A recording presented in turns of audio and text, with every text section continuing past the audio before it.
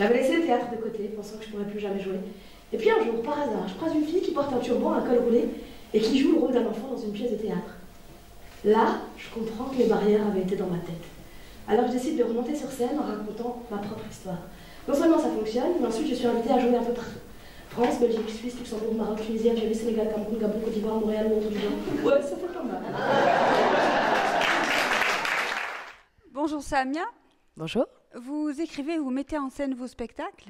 La mise en scène, j'ai maintenant quelqu'un. Abdeslam, un ami comédien qui me file un coup de pouce et qui m'aide parce que finalement, c'est difficile de se regarder soi-même jouer. Oui. Et du coup, on avance pas mal. D'accord. Et où trouvez-vous l'inspiration alors pour vos spectacles? Juste en ouvrant les yeux, c'est tout. Il suffit juste de regarder ce qui se passe autour de soi et ça suffit largement. Vous inspirez de la vie quotidienne, de tout ce que vous voyez Ouais, et puis je pense que ça touche plus facilement les gens en fait quand il s'agit de la vie quotidienne. Oui. Comme c'est des situations qu'on a tous vécues à un moment ou à un autre, forcément ça parle. Vous êtes une artiste internationale, on peut vous voir en spectacle de Paris à Bruxelles et jusqu'à Alger. Est-ce que vous vous adaptez selon le lieu du spectacle? Est-ce que vous adaptez au public? Clairement, en fait, j'essaie de trouver des références à l'endroit où je joue. Et les gens sont ravis parce qu'on a pris le temps de s'intéresser à leur culture, à ce qui se passe chez eux. Et c'est chouette. Quand vous jouez dans un petit village, par exemple, vous regardez le journal local pour avoir une anecdote à... Je pose des questions aux organisateurs, c'est plus facile. Oui. Vous renseignez avant un spectacle pour l'adapter selon le... J'essaye d'adapter en fonction de quand j'ai pu arriver, mais généralement, je pose quelques questions pour pouvoir transposer quelques situations. Est-ce que vous avez une anecdote rigolote à nous raconter, quelque chose qui vous a marqué lors d'un spectacle? Mon papa, il a assisté à mon spectacle. Il y avait 8000 personnes ce jour-là dans la salle.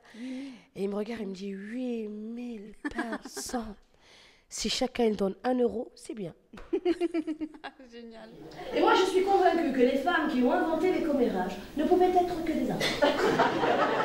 Je suis désolée pour les maghrébins qui sont dans la salle, mais le téléphone arabe, si on l'avait déposé comme invention, aujourd'hui, on serait tous mis Vous avez relevé le pari fou d'organiser sur l'île natale de vos parents le festival du rire de Djerba. Est-ce que vous pouvez nous en parler? Oui, alors c'était en 2014. J'ai eu la chance d'avoir justement deux bons gars de chez vous, Amine et Rachid, qui ont participé à la première édition. En fait, je devais participer à un festival qui s'organise régulièrement et j'avais déjà pris un engagement auprès des artistes, mais 2 mois avant l'événement, quand j'appelle pour savoir comment est-ce que ça se passe au niveau de la logistique, l'organisateur me dit « Ah non, on a laissé tomber ». Je dis « Pardon ?» Il me dit « Non, il n'y a pas de budget, on a laissé tomber ». Je dis, mais moi je fais comment avec mes artistes? Il me dit, ah, t'es dit qu'on a laissé tomber. Pour lui c'était facile, sauf que moi c'était pas. Quand je donne un engagement, je m'y tiens. Oui. Du coup, j'ai retroussé mes manches et je l'ai quand même fait. Donc j'ai eu quelques soutiens. La Maison de la Culture sur place m'a aidé et quelques bénévoles m'ont filé des coups de pouce, notamment ma petite équipe. Mais au-delà de ça, on a tout organisé quasiment tout seul. Donc on a loué le lieu qui fait 5000 places. Et on a fait des affiches, les flyers, les banderoles. Je suis allée moi-même coller des affiches dans la rue. J'ai porté mon assistante sur mes épaules pour qu'elle puisse accrocher les bâches avec des grosses cordes. Et dans un amphithéâtre qui contient 5000 personnes, on en a fait venir 3000. Donc on avait des Suisses, des Belges, des Français, des Tunisiens qui résident à l'étranger, mais aussi des Tunisiens qui habitent au pays. Oui. Et on avait fait des entrées pas trop chères pour que tout le monde puisse venir et qu'il y ait toutes les classes sociales confondues. Et c'était en 2014. J'avais voulu renouveler l'expérience, mais n'ayant pas trouvé de soutien, j'ai laissé tomber. Oui. J'ai mis de côté parce qu'il y a eu les histoires des attentats et qu'en termes de sécurité, on ne savait pas ce que ça allait donner. Et là, cette année, il y a l'ambassadeur de France en Tunisie, M. Olivier Poivre d'Arvor, qui me soutient dans ma démarche. Et donc cette année, je recommence le festival. Normalement, il aura lieu fin juillet, Inch'Allah, comme on dit chez nous. Et donc, on refait ça, cette fois-ci avec des têtes d'affiche. On va faire venir des artistes un peu célèbres, histoire de relancer le tourisme en Tunisie et de permettre de faire rayonner l'île à travers le monde, quoi. Est-ce que vous préférez la scène, la télévision, la radio? En fait, tous les moyens d'expression sont chouettes, mais je préfère la scène.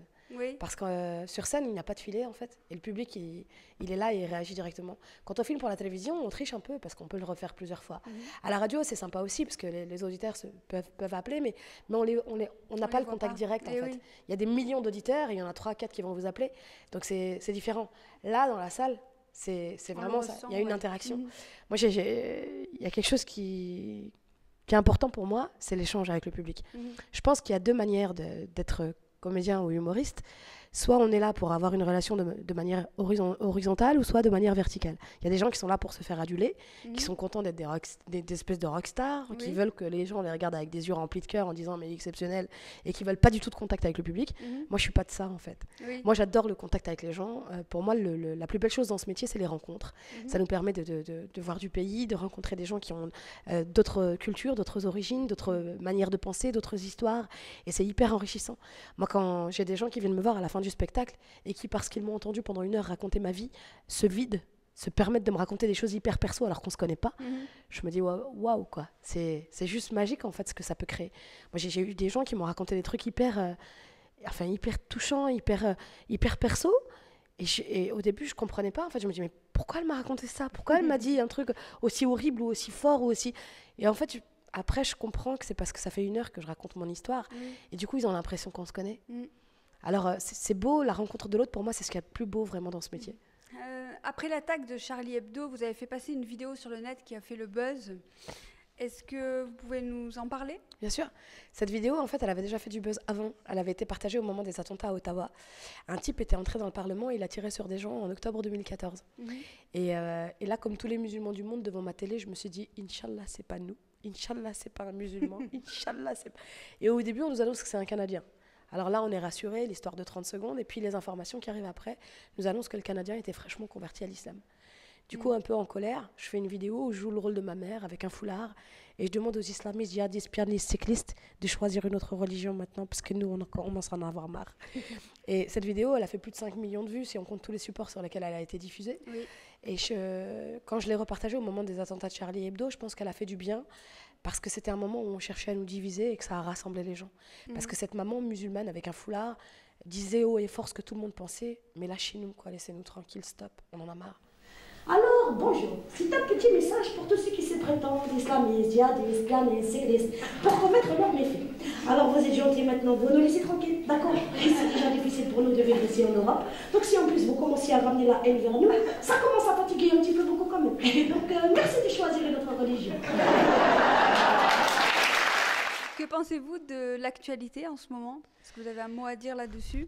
Je trouve ça triste qu'on ait l'impression d'être encore au Moyen-Âge et que l'autre fasse peur, alors qu'en réalité, on devrait être ravis qu'il soit chez nous. Moi, j'envie la politique au Canada, où on a compris que l'immigrant, c'est celui qui allait apporter une richesse au pays, un savoir-faire, aussi bien par ce qu'il sait faire, mais aussi par sa culture. Et je trouve ça dommage qu'aujourd'hui, à notre époque, on cherche encore à nous faire croire que l'étranger, que le dernier arrivé, que l'immigré est là pour couler le pays ou manger le pain des Français. Parce que c'est absolument pas le cas. On connaît tous l'histoire de notre pays. Si ça n'avait pas été grâce à l'immigration, aujourd'hui, la France ne serait pas ce qu'elle est. Qui a reconstruit, qui a bâti, qui a redressé le pays ? Pourquoi est-ce qu'on est allé chercher des étrangers, des immigrés ? On avait besoin d'eux, on avait besoin de main-d'œuvre, on avait besoin de reconstruire les routes, on avait besoin de relancer l'économie du pays.